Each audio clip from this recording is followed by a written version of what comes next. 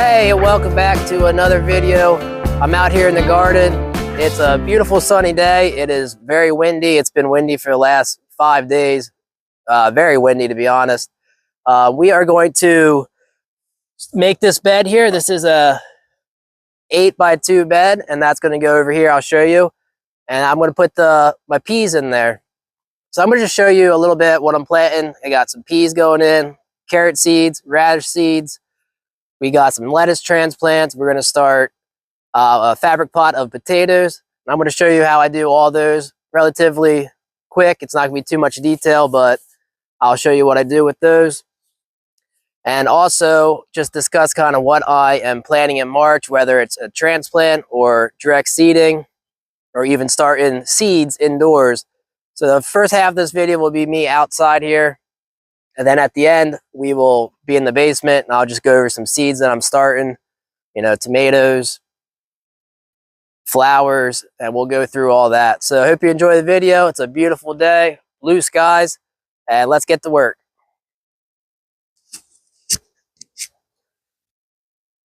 All right, there's the 8x2 bed, 2x8, whatever you want to say. I'm going to be putting peas in the back here.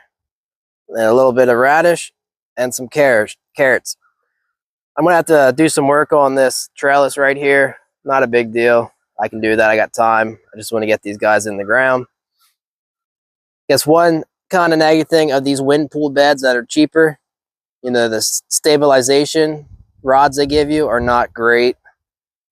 So that could be a negative. They do give you something. I think the birdies raised beds, you get a little bit more sturdy and better stabilizer, but I don't think that's going to be too big of a deal. You know, it's not a real high bed. It's only a foot, so I should be able to work with that. And I'm going to get this filled up, then we'll start talking about some peas. So you can see I'm using this existing soil over here. You know, it is pretty good soil. It's been worked. It's been had compost in it. You know, for the last couple of years. I was thinking about, you know, putting some new soil.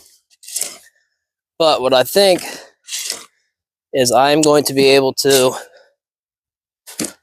use up a lot of this over here.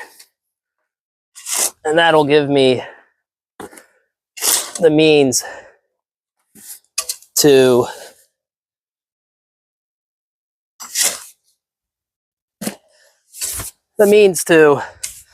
get some of this out of here, so when I put the 4x8 bed in there, you know, it'll be a lot easier. So I'm going with these type of beds for a couple reasons. You know, I'm thinking about having beds that I can easily reach into. You know, I'm going to be able to get in here, weed it, do whatever I have to do, fertilize it, and not have to go through like that bed over there. I don't want to have to go through all the pepper plants or, you know, all these plants just to get to where I want. I want to be able to reach in here. So that's why I'm going with this. Also, weeding is going to be a little bit easier. I can reach in here and weed real quick. I'm still going to plant in-ground beds or in the ground. I love planting in the ground.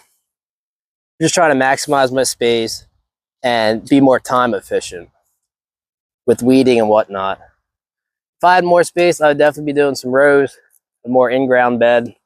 There's going to be eggplants, broccoli. There's going to be a bunch over here. All right, guys, let's talk about peas. That's what I'm going to be putting in here. All along this back row, I'm going to be putting peas in. As you can see, I got a mammoth melting sugar snow pea and a green arrow shelling pea. So what I like to do is soak them in lukewarm water before I'm about to plant them. You know, that's just going to help speed up germination. They get softer and hopefully they germinate a little quicker. One issue I've been having is squirrels like to dig these up. So after I plant them, I will put some type of covering over them, like a wire fencing or something to try and eliminate the squirrels from doing that.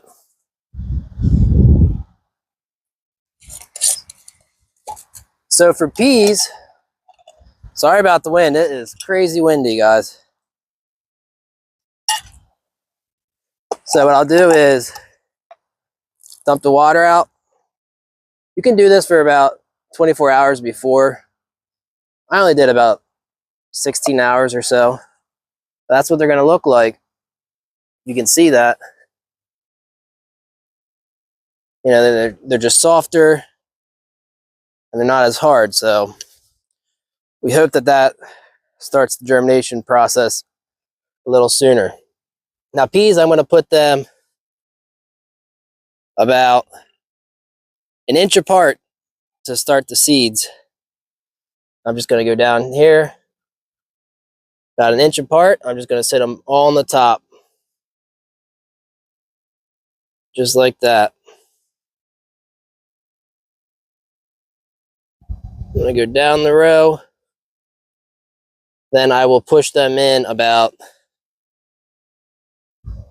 3/4 deep, inch. That's all you got to do.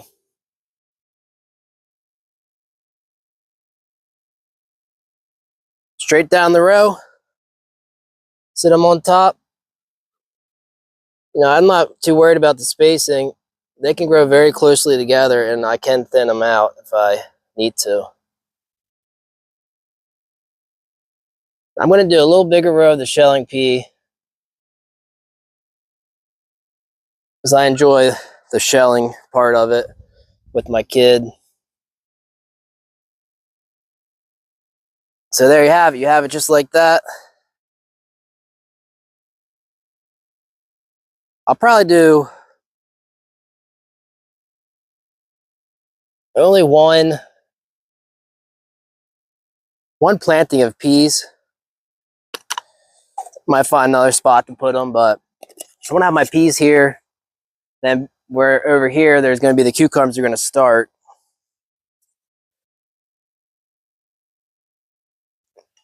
We'll start over there, the first wave of cucumbers. When these peas come out, then I will be putting another wave of cucumbers in. So this is the sugar snow pea. So that's a pea that you can just eat the whole thing of. And yeah, you don't really have to give them much fertilizer, nitrogen or anything like that. They create their own. And you're going to see that I'm planting radishes in the front along with a row of carrots. And they will be a good companion plant with these peas. The fact that they create their own nitrogen. Just a good way to companion plant.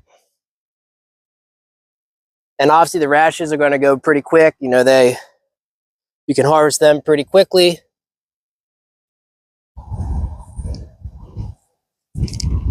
And they don't get too tall.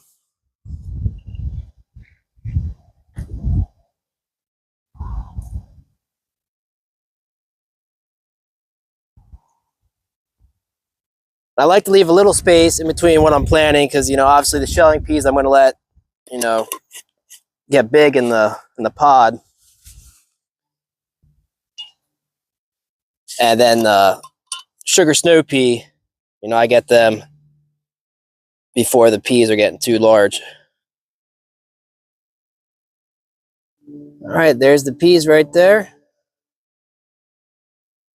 Pretty simple. Then I will push them in. Let me show you the process of that. See if I can hold this and do that at the same time. You know, just push it down in the soil. 3/4 of an inch.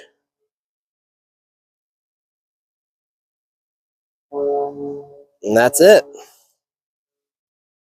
Now it's a good time to start peas because, you know, the pea itself, plant can take a frost. The pods cannot and the flowers cannot. So you want to get them going right now, get them growing well. Then the frost should be gone. The threat of that will be gone. And then you'll start getting flowers, and then you'll start getting the pea pods. So just remember that you want to get them going so they get some good growth. And then when the little warmer spring temperatures show up, the flowers will come, and then the peas will come, and you'll be all set. They don't like too warm a temperature, so you want to get them started early. We don't want to get them started too early where they're flowering and producing peas, and you still have the threat of cold weather. So, you know, it's a good balance act. You got to kind of feel it out, and that is the way I plant my peas. All right, guys, so in the same bed here, I'm also going to plant some carrots. See if you can see that. This is Candy F1 OG. Now, something that I've began to do is use pellet seeds for carrots, which is just like a clay coating. It just makes planting them a lot easier. You know, they're not very tiny seeds. Some people don't like that because, you know, it's not organic. But it just makes it very easy to see. I don't know if you can see those pelleted seeds. So they're a lot bigger than, you know, a carrot seed is very tiny. Just allows me to space it better. I'm still going to thin out, but I'm not going to be thinning a lot. You know, when I try and sprinkle a lot of the tiny carrot seeds without a pellet on it, it's really hard to sprinkle, and you get a lot, and then you're going to go in there and try and thin them out. It's kind of a pain, and it's a little time consuming. So something about this variety, it's a new one from Johnny's Candy. It's supposed to do better when you have like harder soil or more lumpy soil. You know, it's supposed to be able to go through that. And then most of the times the carrots, they can't do that. You know, that's how you get those funky looking ones, or they get all weird looking. This variety, which is new, is supposed to be able to do better in that type of soil, which I'm curious to see how it does. You know, I usually plant them in raised beds, so my soil is usually fine like that, but maybe I could plant it in the ground better where my soil is not quite as good, and we will see. So anyways, I like to put them about an inch apart. Let's see, what do they recommend here? 3/4 an inch apart, so yeah. And I like to put them about 1/4 inch deep, or possibly 1/2 inch deep. So I'll put them in here like this. Just put them in. Like I said, about an inch apart is what I do. So I will still thin, obviously, but it's going to be a lot easier to thin because I don't have a ton of little carrots everywhere. So I'll just go down this row like that. You know, I like to put them a little close apart. I mean, I don't mind thinning when there's not that many, and I want to get good germination.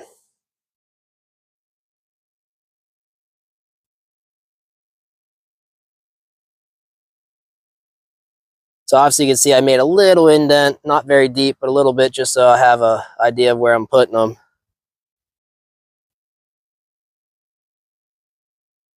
And I'll just continue down the row.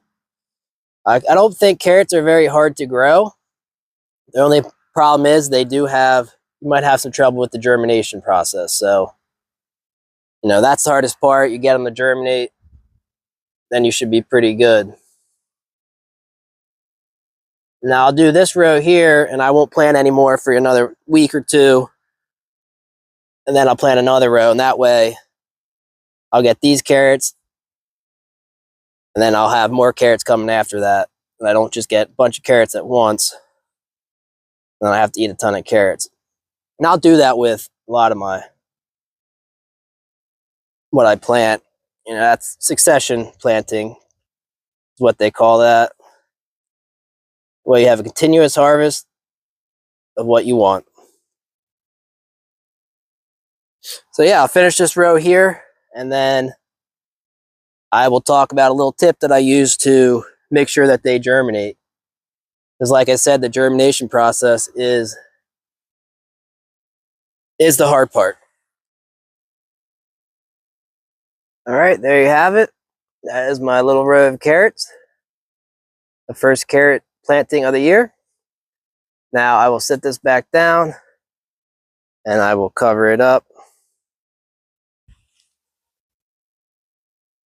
All right, so I'm going to cover these seeds up lightly. You know, I only want them to be a 1/4 inch to 1/2 inch deep. And then after that, I'm going to water it in pretty good. Now, carrots, they really like to have moist soil to germinate. So you want to, what I personally do is put something on top of it, like a board. So I have this board. I'm going to water this in pretty nicely and put the board on top. That's going to allow the soil to stay moist. And probably about after 5 days, I'll come out and check on it, see if I see any germination. Then after that, you know, every other day maybe, or maybe every day, I'll come out, take a peek, and if I see any starting to germinate, I will take this board off. You want to take the board off right away. Once you see some germination, they're going to want to start getting that sunlight. And if you had the board on top, it's going to be dark and they're not going to like that. So as soon as you see them germinating, take that board off and they all should start germinating after that. And if some are a little laggy behind, you can keep the soil moist. You might just have to keep up on it a little bit better, but that's a good way to do it. Put a board, some type of covering on them, keep it moist, and you'll have no problem with germination. If you don't do that, you might have an issue. You know, if it's drying out, you know, too much, you might have a poor germination. So good trick is this board right here. All right, so let's lightly cover this up like that. Okay, they're all covered up. Grab my hose.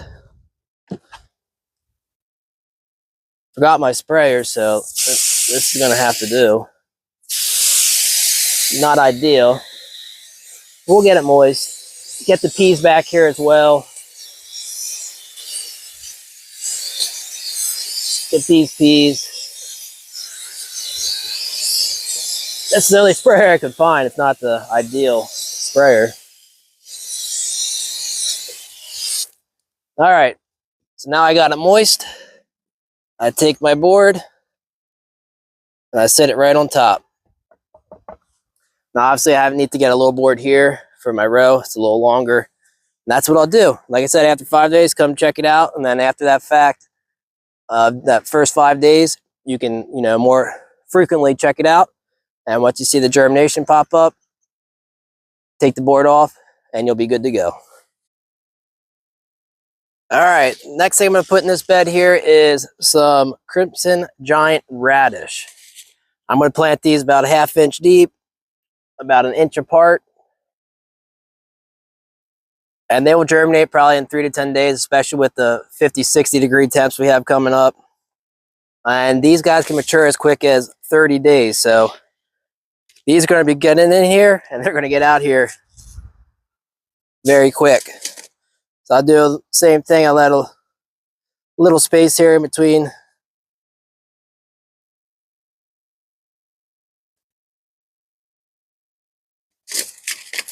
my carrots.